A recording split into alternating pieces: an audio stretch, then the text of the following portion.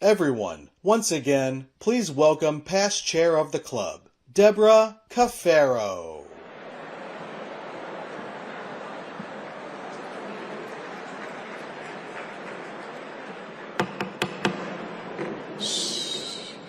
Thank you. Greetings. I want to warmly welcome you to today's Economic Club of Chicago program.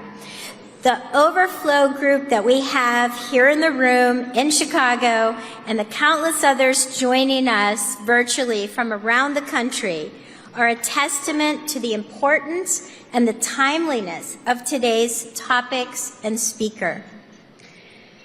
Today, we have the great privilege of hearing from the Honorable Jerome Powell, Chair of the Board of Governors of the Federal Reserve System.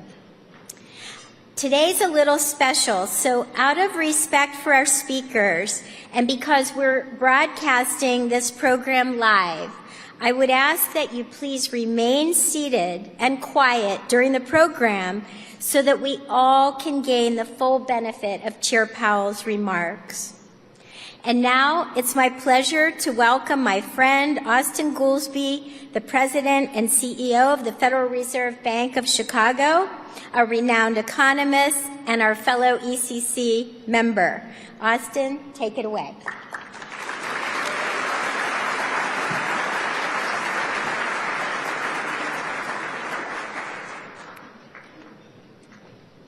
Thanks, Debbie. It is a real pleasure and delight. Should I move that for you?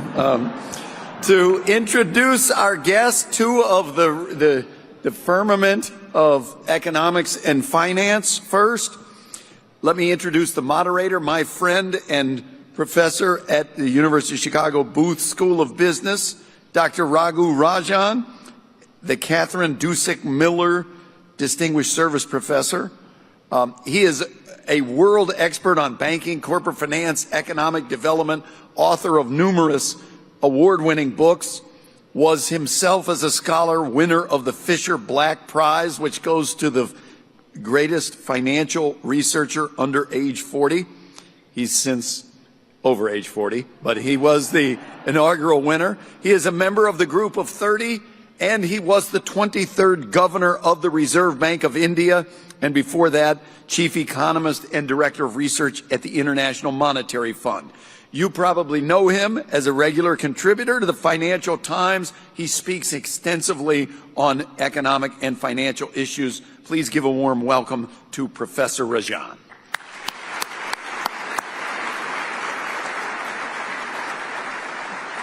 And then our featured speaker will be Jerome Powell, the 16th chair of the Board of Governors of the Federal Reserve System. As head of the U.S. Central Bank, as you know, Chair Powell plays a crucial role in the country's monetary policy, oversees major financial institutions, and maintains economic and financial stability in this country.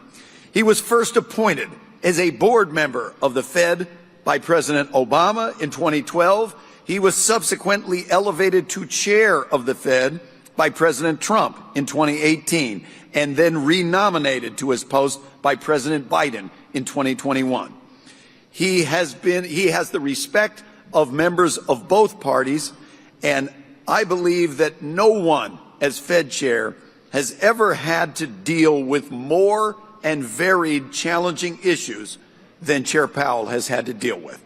From the pandemic to fighting inflation to bank runs and on, his leadership at the Fed has been a steady hand and one of the all-time greats. Before coming to the Fed, Chair Powell was a visiting scholar at the Bipartisan Policy Center in Washington, D.C. He first entered public service at the Treasury Department under President George H.W. Bush, with responsibility for financial institutions, the Treasury debt market, related areas. Outside of public service, Chair Powell has worked as a lawyer, an investment banker, and been a partner at the Carlyle Group. In addition to his service on corporate boards, he served on boards of charitable and educational institutions, including the Bendham Center for Finance at Princeton and the Nature Conservancy of Washington, D.C. and Maryland. He is a D.C. native received a BA in politics from Princeton and a law degree from Georgetown University, where he was editor of the Georgetown Law Journal. Please welcome to the Economic Club of Chicago again, Chair Jerome Powell.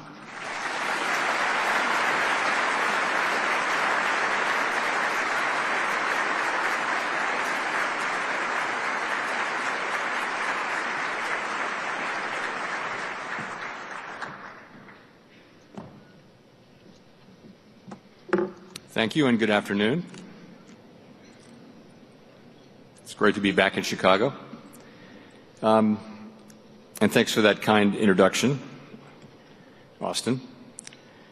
So I'm looking forward to my conversation with Professor Rajan Raghu. But first I'll briefly discuss the outlook for the economy and monetary policy. So at the Fed, we are always focused on the dual mandate goals that Congress has given us: maximum employment and stable prices. Despite heightened uncertainty and downside risks, the U.S. economy is still in a solid position. The labor market is at or near maximum employment. Inflation has come down a great deal, but is still running a bit above our 2% objective. Turning briefly to the incoming data, we'll get the initial reading on first quarter GDP in a couple of weeks. The data we have in hand so far suggests that growth has slowed in the first quarter of this year from last year's solid pace. Despite strong motor vehicle sales, overall consumer spending appears to have grown modestly. In addition, strong imports during the first quarter, reflecting attempts by businesses to get ahead of potential tariffs, are expected to weigh on GDP growth. Surveys of households and businesses report a sharp decline in sentiment and elevated uncertainty about the outlook, largely reflecting trade policy concerns. Outside forecasts for the full year are coming down, and for the most part point to continued slowing but still positive growth. We are closely tracking incoming data as households and businesses continue to digest these developments. In the labor market, during the first 3 months of this year, non-farm payrolls grew by an average of 150,000 jobs per month. While job growth has slowed relative to last year, the combination of low layoffs and lower labor force growth has kept the unemployment rate in a low and stable range. Meanwhile, the ratio of job openings to unemployed job seekers has remained just above 1, near its pre-pandemic level. Wage growth has continued to moderate while still outpacing inflation. Overall, the labor market appears to be in solid condition and broadly in balance, and is not a significant source of inflationary pressure.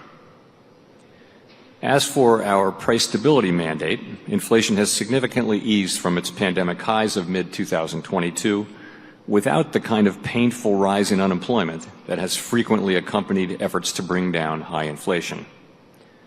Progress on inflation continues at a gradual pace, and recent readings remain above our 2% objective. Estimates based on the most recent data from last week show that total headline PCE prices rose 2.3% over the 12 months ending in March, and that excluding the volatile food and energy categories, core prices rose 2.6%.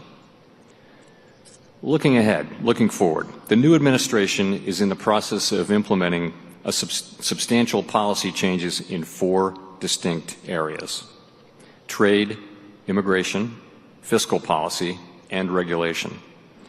These policies are still evolving, and their effects on the economy remain highly uncertain. As we learn more, we will continue to update our assessment. The level of tariff increases announced so far is significantly larger than anticipated, and the same is likely to be true of the economic effects, which will include higher inflation and slower growth. Both survey and market-based measures of near-term inflation expectations have moved up significantly, with survey participants pointing to tariffs. Survey measures of longer-term inflation expectations, for the most part, appear to remain well anchored as well. Market-based break-evens continue to run close to 2%. So, as we gain a better understanding of the policy changes, we'll have a better sense of the implications for the economy and hence for monetary policy. Tariffs are highly likely to generate at least a temporary rise in inflation. The inflationary effects could also be more persistent. Avoiding that outcome will depend on the size of the effects, on how long it takes for them to pass through fully to prices, and ultimately on keeping longer-term inflation expectations well anchored. Our obligation is to keep longer-term inflation expectations well anchored and to make certain that a one-time increase in the price level does not become an ongoing inflation problem. As we act to meet that obligation, we will balance our maximum employment and price stability mandates, keeping in mind that without price stability, we cannot achieve the long periods of strong labor market conditions that benefit all Americans. We may find ourselves in the challenging scenario in which our dual mandate goals are in tension. If that were to occur, we would consider how far the economy is from each goal and the potentially different time horizons over which those respective gaps would be anticipated to close. As that great Chicagoan Ferris Bueller once noted, life moves pretty fast. For the time being, we are well positioned to wait for greater clarity before considering any adjustments to our policy stance. We continue to analyze the incoming data, the evolving outlook, and the balance of risks. We understand that elevated levels of unemployment or inflation can be damaging and painful for communities, families, and businesses. We will continue to do everything we can to achieve our maximum employment and price stability goals. Thank you, and I look forward to our discussion.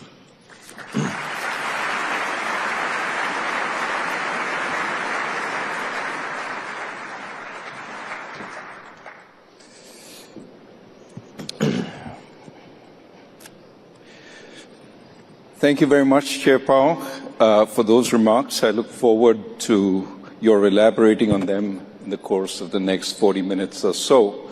I understand last time you were here, Melody Hobson interviewed you. Well, I'm a poor substitute, but I'll try and compensate in the quality of the questions. As you repeatedly emphasize, communication and transparency are very important for the Fed. I would like to get more from you on some of what you just said. As a former central banker, the only sort of caution I've been given by the Economic Club is to not lapse into central bank speak. So I'll try my best not to do that. Let me start by saying you've guided the Fed through some really difficult events, including the pandemic, the dash for cash in March 2020, the great inflation, the banking crisis centered around Silicon Valley Bank. And then over the course of the last year, we've seen a growing possibility of a Fed-engineered soft landing. And now, it seems like everything has changed. In the course of a couple of months, JP Morgan has shifted to estimating the probability of a recession this year at around 60%. What do you think about all this? Well, first of all, thank you for being here today. It's a pleasure to be here with you. Actually, the appearance I did here was my very first appearance as chair 7.5 years ago, so it's great to be back. And I would agree with you that it's been an eventful 7 years, putting it mildly. I keep waiting for the 3 months of calm, that never comes. But to your question, I guess to set the stage, let's look back at 2024. 2024 was a year where the economy grew 2.4%. Unemployment remained in the low fours, close to mainstream estimates of maximum employment, and inflation came down and was running at the end of the year around 2.5%. That's the economy that we had, and I won't decide how to characterize that, but that's where things were. Where we are now, again to your question, is the administration is, as I mentioned in my remarks, is implementing significant policy changes, and particularly trade now is the focus. And the effects of that are likely to move us away from our goals. So unemployment is likely to go up as the economy slows in all likelihood, and inflation is likely to go up as tariffs find their way, and some part of those tariffs come to be paid by the public. So that's the strong likelihood. And my hope is that we'll get through this and get back. Well, we're always going to be aiming for maximum employment and price stability. That's what we do. I do think we'll be moving away from those goals probably for the balance of this year, and then, or at least not making any progress, and then we'll resume that progress as we can. Let's talk a little more about tariffs. I mean, you recognize that some of the effects of the tariffs will be one-off, transitory, but you also have said that perhaps they will give room for a number of firms to raise prices. You mentioned dryers. When washing machine prices went up because of tariffs, dryer prices also went up in tandem, even though they weren't tariffed. What's your sense about the effects of tariffs on inflation? What would make them more persistent? And what would make them have effects on growth? So in a kind of a simple starting point is one tariff comes in that gets passed along in prices and raises inflation, but it's just a one-time thing. So the price level goes up and that's it. But that can happen in some circumstances, but it depends on a number of things which we don't know yet. And I would point to a couple of them, or three of them actually. One is just the size of the effects. And as I mentioned, the tariffs are larger than forecasters had expected, certainly larger than we expected, even in our upside case. We looked at a range of cases. So that's one. The second one is how long does it take for the tariffs to have their effects on inflation? To the extent it takes longer and longer, that raises the risks that the public will begin to experience higher inflation. They'll come to expect it, and companies will come to expect it. So that risks higher inflation. And the third is just what I mentioned in my speech, which is my remarks, which is got to keep inflation expectations well anchored. So if we have those three things under control, that's what it will take. And indeed, our role is to make sure that this will be a one-time increase in prices and not something that turns into an ongoing inflation process. That's a big part of our job. What about the effects of tariffs on quantities? With the level of tariffs that, for example, have been currently applied on China, there's a fear that the supply chain may get disrupted, that firms may not be able to import their relevant stuff from China given the level of prices. If it turns into a supply shock, would the Fed's response be different than if it was primarily something which affected just prices? So I actually had dinner at the Chicago Fed last night and with a number of directors of various parts of the Chicago Fed, and many of them are CEOs of significant companies, and they this uncertainty that they're feeling and the issue with imported components to their products is just a huge issue. But with if you look back at the pandemic, if you remember, there was a shortage of semiconductors, and that led to a shortage of cars at a time of extremely high car demand. And it was a prolonged shortage because production couldn't keep up. And that led to an extended period, one of the things that led to an extended period of inflation. So when you think about supply disruptions, that is the kind of thing that can take time to resolve, and that can lead what would have been a one-time inflation shock to be extended, perhaps more persistent, and we would worry about that.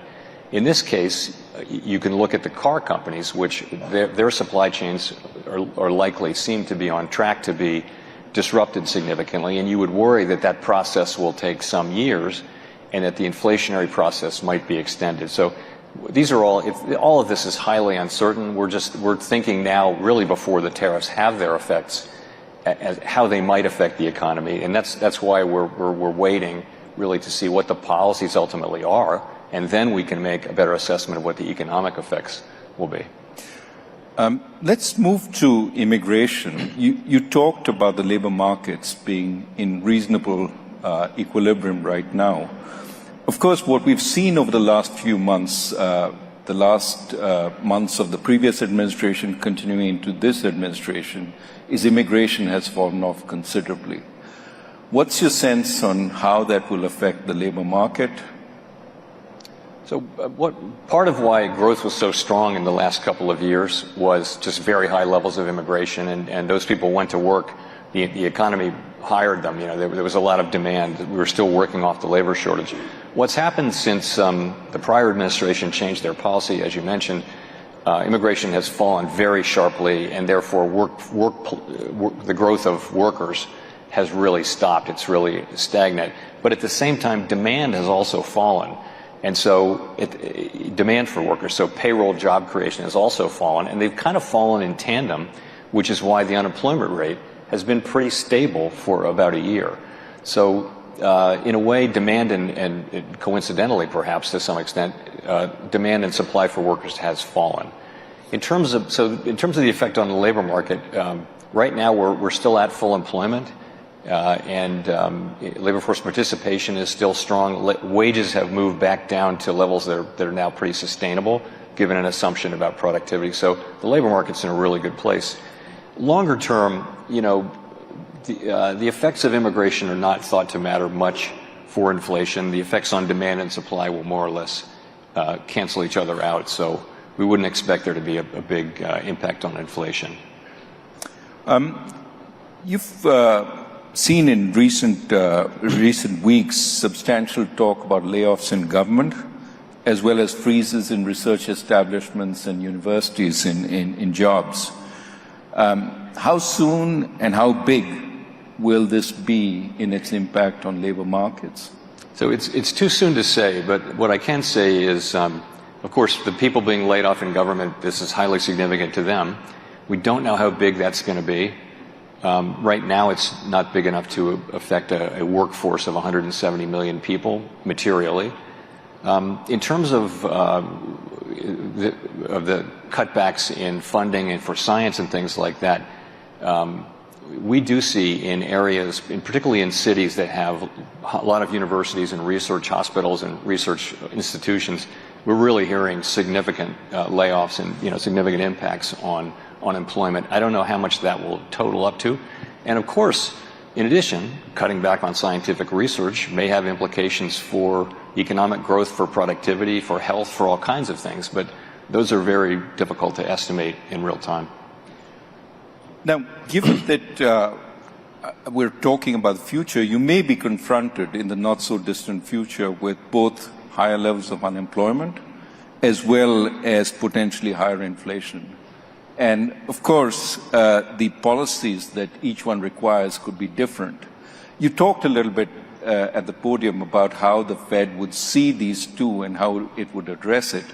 Just giving you a chance again to elaborate on that. Right. So most of the time, when the economy is weak, inflation is low, and unemployment is high, and both of those call for lower interest rates to support activity, and vice versa. So most of the time, the two goals are not in tension. And they're not really in tension now. The labor market is still strong. But the shock that we're experiencing, the impulses we're feeling are for higher unemployment and higher inflation. And our tool only does one of those two things at the same time. So it's a difficult place for central banks, to be in terms of what to do. And so the best we can do is we actually have a little provision in our consensus statement, which is the thing that we vote on to embody how we approach these questions. What we say is we will look at how far the economy is from each of those two goals, and then we'll ask, might there be different paces at which they would approach those goals? We'll look at those things and think about them, and we'll make what will no doubt be a very difficult judgment. Again, we're not experiencing that now, but we could well be in that situation, as I mentioned in my remarks. Just want to pick up on a word that is often used today, uncertainty. As a respondent to a Dallas Fed survey said, I've never felt more uncertainty about my business in my entire 40-plus years career. The worry today is not just about immediate policy uncertainty, but an entire change in the U.S.'s economic philosophy. Not just policy uncertainty, so to speak, but structural uncertainty. One of the effects, as you've pointed out, of higher levels of uncertainty is that firms postpone investment. For instance, even after the tariffs stabilize, firms that contemplate reshoring production facilities will hesitate, not knowing if the tariffs will be reversed in the future, maybe by the next administration. How do you take such longer-term uncertainty into account in your policies? let me just agree that what comes back very strongly, and everyone will understand this. These are very fundamental changes in, long held in some cases policies in the United States, and there's not any real experience. I mean, the Smoot-Hawley tariffs were actually not this large, and they were 95 years ago, so there isn't a modern experience of how to think about this. And businesses and households are saying in surveys that they are experiencing incredibly high uncertainty. There's a lot of research, some of it from the Fed, showing that does lead to businesses and households stepping back from decisions, which of course makes common sense. And you hope that that's something that you go through a phase, and then you know what things become more certain, and therefore people can resume normal economic activities given their understanding of what is the new normal. I mean, your question really is, what if the uncertainty remains high? I think that's a difficult environment. I think people's expected rates of return would have to be higher. I think people that would weigh on, to me, investment just in general.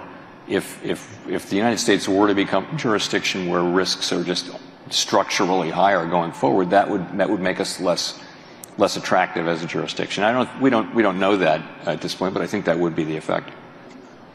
Well, let me turn to financial markets. We've seen some volatility, especially stock market volatility. I mean, the levels of the VIX are up to the levels they were in the early days of the pandemic, coming off somewhat now. Some people believe the Fed will intervene if the stock market plummets, the so-called Fed put. Are they correct? I'm going to say no with an explanation. So what I think is going on in markets is markets are processing what's going on. And, it's really the policies, particularly the trade policy. And really the question is, where's that going to come in? Where's that going to land? And we don't know that yet. And until we know that, you can't really make informed assessments that would still be highly uncertain. Once you know what the policies are, it'll still be highly uncertain what the economic effects will be. So markets are struggling with a lot of uncertainty, and that means volatility. But having said that, markets are functioning. Conditional on being in such a challenging situation, markets are doing what they're supposed to do. They're orderly, and they're functioning just about as you would expect them to function. So we've seen volatility also in the bond market. And at a time when usually there's a flight to safety, we saw yields on the German Bund and the Japanese government bond come down, but we saw yields on U.S. Treasuries go up. What do you attribute this to? So I would just say the same thing. I think it's very hard to know in real time. I've had a lot of experience with significant moves, for example, in the bond market, where there's a narrative that people land on, and then 2 months later you look back and go, that was completely wrong. So I think it's very premature to say exactly what's going on. Clearly, there's some delevering going on among hedge funds in levered trades and things like that.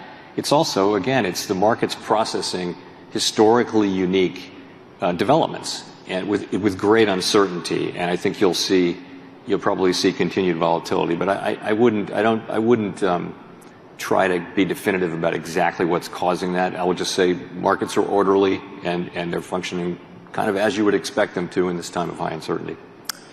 So the Fed in its last meeting slowed the pace of shrinking of its balance sheet. Was this driven by uncertainty about how much reserves and liquidity the market needed, and you wanted to take a little more time to find that out? And flip side, you said the market was orderly. What if market disruptions emerge? Would the Fed intervene? So we think that reserves are still abundant. So we don't think we're close to the point, particularly close to the point where we would stop. But we were facing a situation in which, for other reasons, there were going to be big flows into and out of reserves, as it had to do with the debt ceiling and the Treasury General account. For those of you who are Treasury market people, that'll make sense. But while those big flows are happening for over a period of 6 months, we would actually be shielded from being able to see evidence that we were or were not getting close to the level of less abundant reserves. And so we decided to slow the pace. We thought about pausing, and instead we debated. It was one of these great debates that we have at the FOMC. We decided to slow the pace instead. And people really came to see the merits of that because, the slower we go, the less, the smaller the balance sheet can get without disruptions. And we want that process to continue, and now it's at quite a slow pace. So we think that's a really good thing. So that means it can go on for a longer amount of time, and we'll be able to reach kind of very carefully what we think is the right level of reserves. Still plenty of reserves. What about the international dollar-based system? With all these disruptions, do you stand ready to supply dollars to central banks as you've done in the past when there's been a global shortage of dollars? Sure, absolutely we do.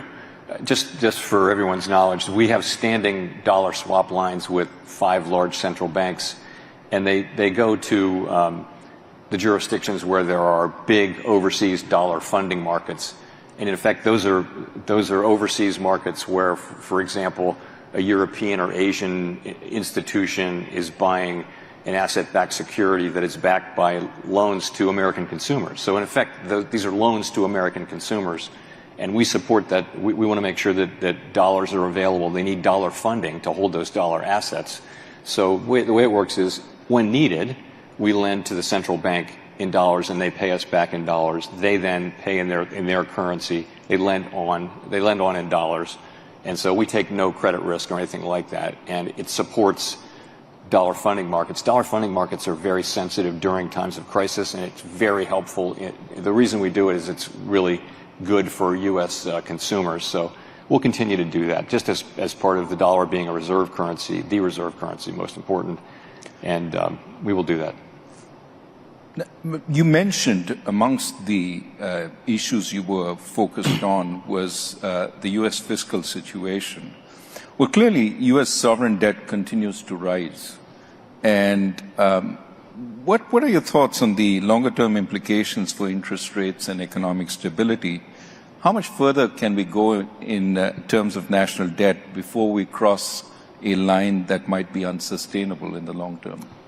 So the U.S. federal debt is on an unsustainable path. It's not at an unsustainable level, and no one really knows how much further we can go. Other countries over time have gone much farther, but we're now, we're running very large deficits at full employment. And this is a situation that we very much need to address. Sooner or later we'll have to, and sooner is better than later. In terms of, if I can say from my time working on these issues, it's not the Fed's issue, but if you look at a pie chart of federal spending, the biggest parts and the parts that are growing are Medicare, Medicaid, Social Security, and now interest payments.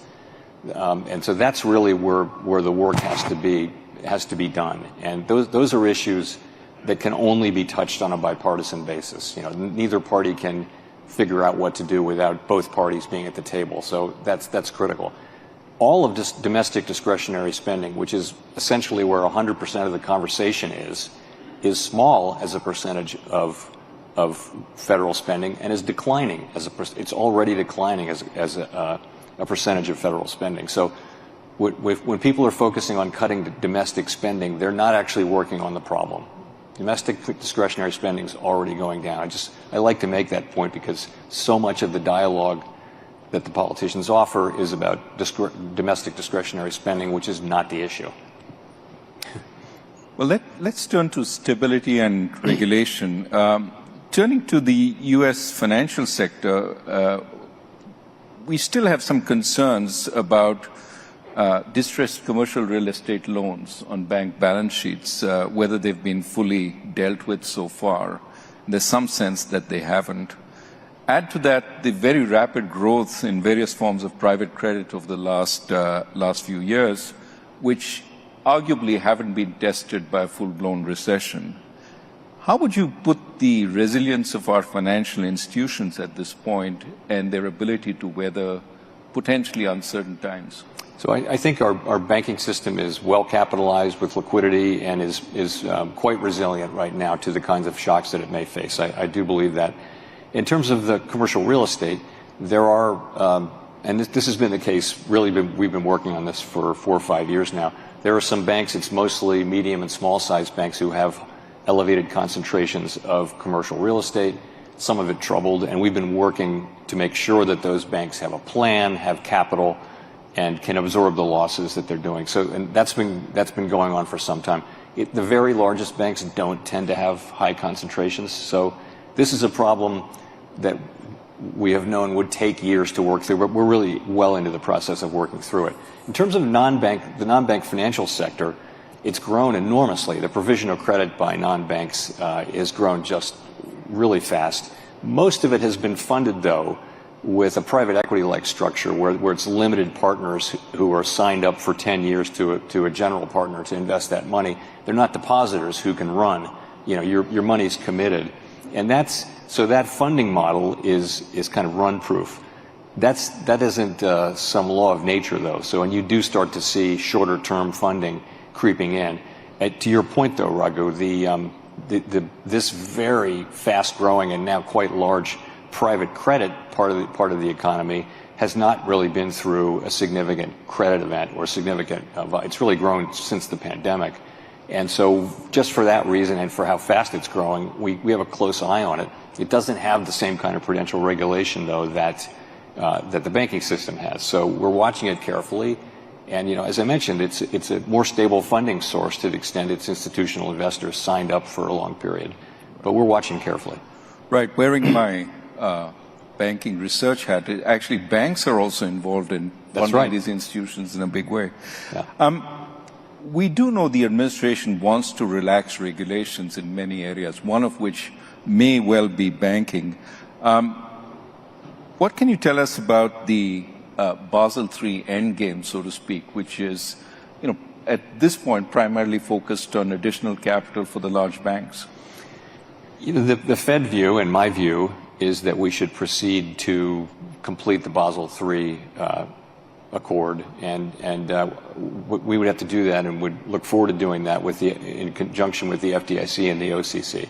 But our view is, and I think the bank's view as well, is we should complete that. You need international minimum standards. That's kind of a common good, and we're not bound by them. Really, nothing. The United States has plenty of input into what those accords contain. So our view is strongly that we should complete those, and we could do it, I think, relatively quickly. We're not so very far away from what would be a good, I think, outcome.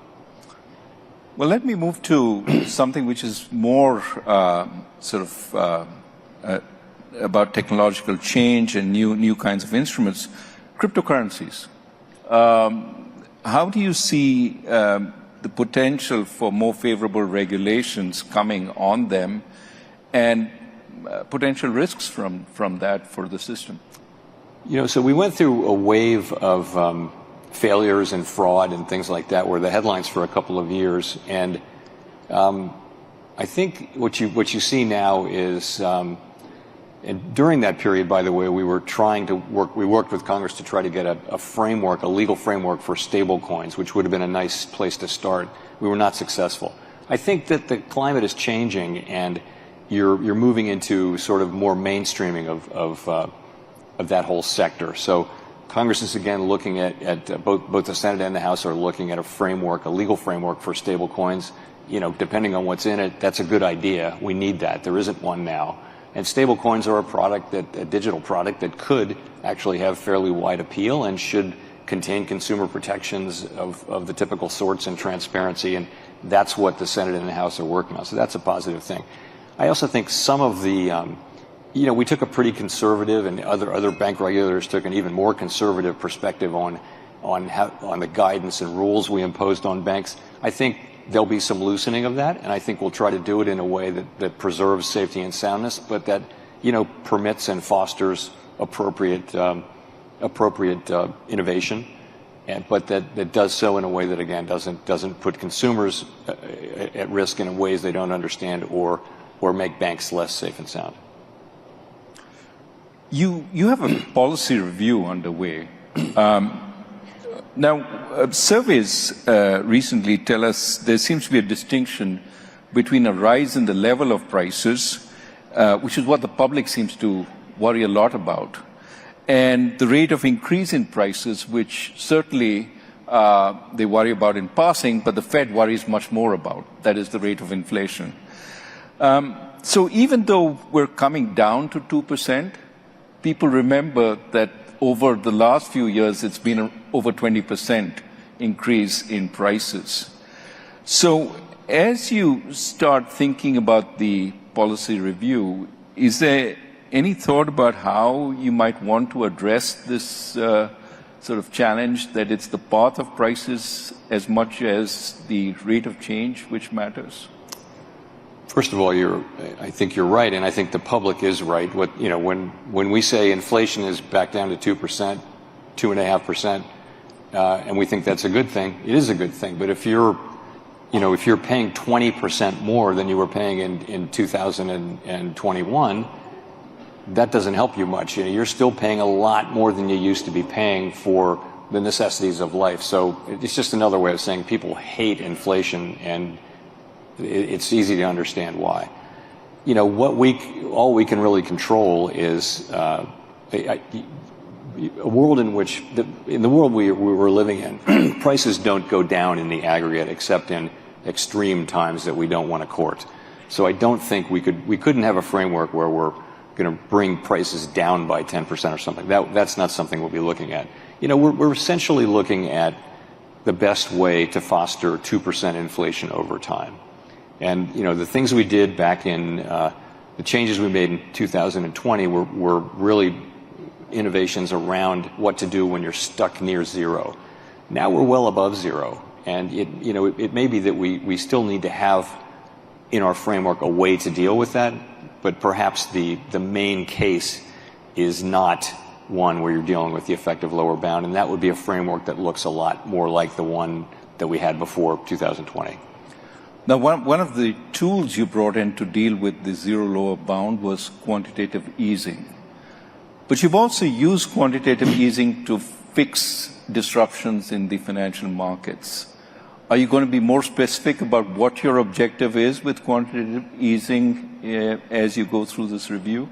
So in the beginning, it's typically we're using it for financial market function. That was the case with the global financial crisis and with the pandemic.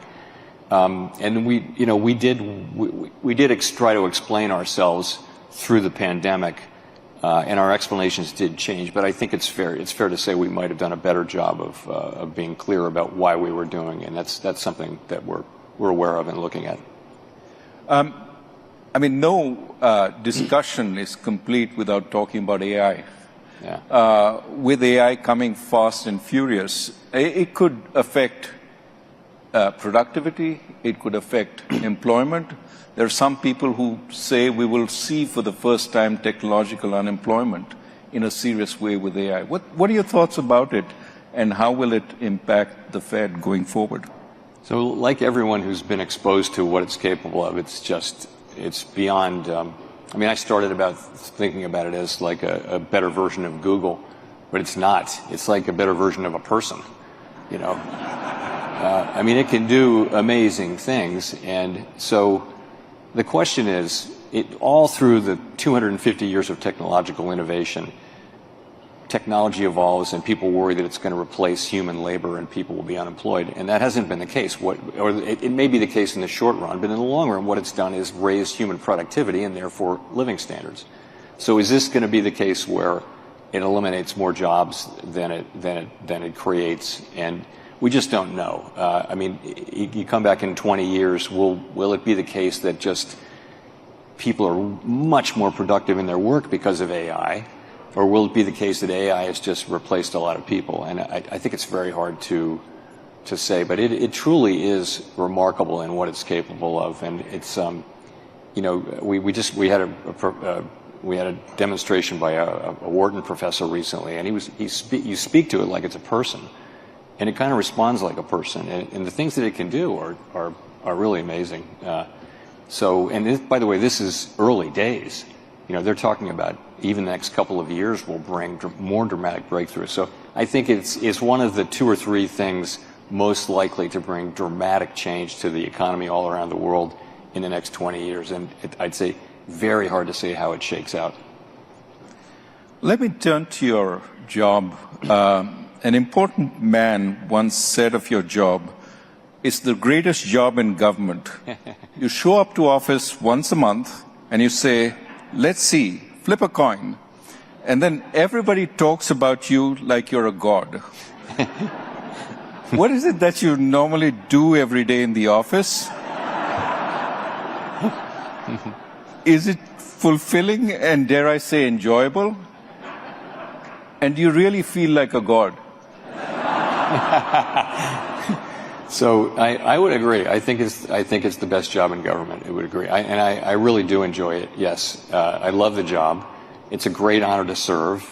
It's quite humbling because everybody makes mistakes. It's just the economy is just not very predictable. All of that is true, and I do what everybody expects me to do. I read. We do a little more reading though as part of our daily. My colleagues and I do part of our daily regime than a typical executive would do. In terms of being a god, I would say that we are blessed with a large number of amply compensated critics who would kind of tend to undercut that. So we don't feel like a god. So let me go to the more mundane. In that office, what are the key indicators you look for? What are the sources of data that you go to as you try and make up your mind? So, I'd say start with labor. There's more labor market data and better reliable labor market data than probably anywhere else. And it's just a lot of data. And, it's new jobs, it's payroll, it's wages, it's participation. You can break all of those down in different categories. It's a million different things. So there's a lot of labor market data. It's a great field if you're going into economics because there's just so much to do.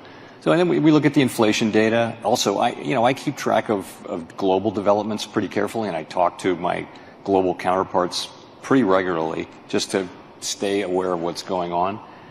Financial markets are really important, and you can and lately something that we're paying close attention to, as you would expect, what's going on around the world in currency markets, in fixed income markets, in equity markets, all of that. For me, though, my background was more in the private sector and as an investor, and for a significant part of my career. And I have to talk to outsiders about what they're seeing and what they're dealing with for it to really kind of fit together for me. I can look at only so much data, and but to really get the story and the narrative, it's more talking to outsiders, and anecdotal data does help things kind of fit together for me, I would say. Yeah, you told us about speaking with business people last night and getting a sense of what was going on in the Midwest. Let me turn to Fed independence. You've reiterated that you intend to stay in office until the end of your term, and that certainly reassured many in financial markets. What are the levers the government or the legislature have to pressure the Fed? And should one worry about threats to the Fed's independence once you're gone? So our independence is a matter of law. Congress has, in our statute, we're not removable except for cause. We serve very long terms, seemingly endless terms. So we're protected in the law. So, Congress could change that law, but I don't think there's any danger of that. Fed independence has pretty broad support across both political parties and in both sides of the Hill. So I think that's not a problem. There's a Supreme Court case people will have read, probably in today's Journal, at which the Supreme Court may decide whether independent agencies generally, whether their authorizing laws can contain a provision that prevents the president from firing members of a commission other than for cause. And that's a case that people are talking about a lot. I don't think that decision will apply to the Fed, but I don't know. But it's a situation that we're monitoring carefully. Generally speaking, Fed independence is very widely understood and supported in Washington, in Congress where it really matters. And, the point is we can make our decisions, and we will only make our decisions based on our best thinking, based on our best analysis of the data about what is the way to to achieve our dual mandate goals as we can to best serve the American people. That's the only thing we're ever going to do. We're never going to be influenced by any political pressure. People can say whatever they want. That's fine. That's not a problem. But we will do what we do strictly without consideration of political or any other extraneous factors.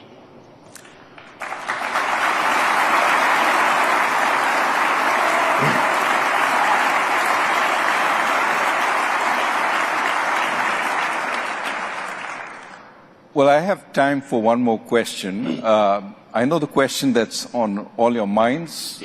What are you going to do on interest rates next? But I'm not sure that you know, and I'm not sure you would tell even if you knew. So I'm not going to ask that question. The question I want to ask is a more personal one. What is it that you'd like to do most at home after an exhausting day flipping coins in the office? I play one of my guitars. I do Zoom calls with my kids and my grandkids, and I go to the gym a lot too, just to stay in shape. We need you healthy. We need you healthy. Thank you very much, Chair Powell. Thank you. And please join me.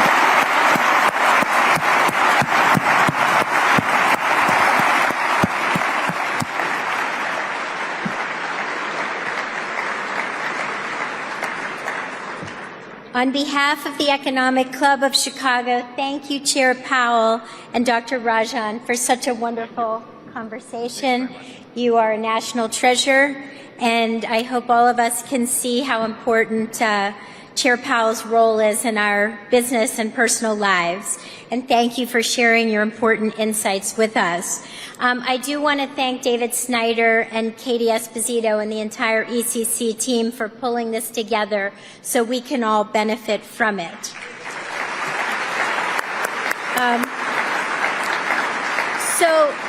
And lastly, thank you to all of our members and guests for joining us. We really hope that this program provided you with ideas that will enrich you, your business, and our community going forward. And this meeting is now adjourned. Thank you.